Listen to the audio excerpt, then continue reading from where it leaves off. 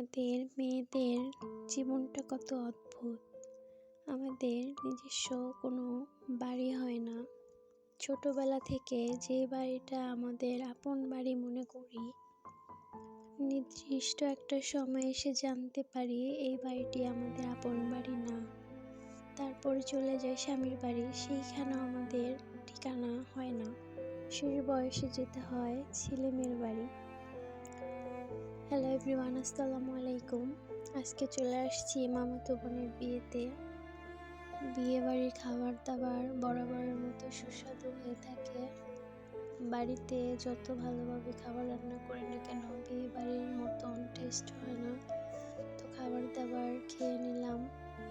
এখানে জর্দাটা অনেক মজার ছিল, জর্দার টেস্টটা অন্যরকম হয়েছে।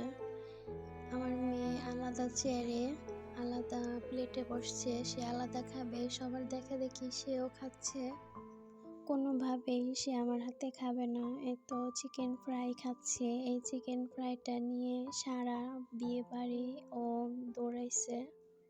ওর কাছে মনে হয় এটা অনেক বেশি ভালো লাগছিল। আমার ছেলেও খাবার খেয়ে নিচ্ছে। খাবার দাবার খেয়ে হাত পরিষ্কার করে চলে আসছি। আমার মেয়ে দেখেন টিস্যু দিয়ে কিভাবে পাকা মানুষের মতন মুখ মুছতেছে। টিস্যু দিয়ে যে এভাবে মুখ মুছতে হয় এটাও সে ভালোভাবে জানে। একবার একটা টিস্যু ইউজ করে সে ফেলে দেয়, ওইটা আর নেয় না, তারপর আরেকটা চায়। খাবার দাবার শেষ করে দেখলাম বর চলে আসছে। হাসি খুশি হই হুল্লোড়ে ভরা বিয়ে বাড়িটা একটু পরেই কান্নায় সবাই ভেঙে পড়বে।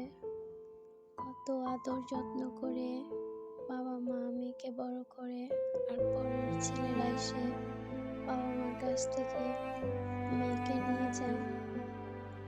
প্রতিটি বাবা মার কাছে তার মেয়েরা কলিজার টুকরো হয়ে থাকে।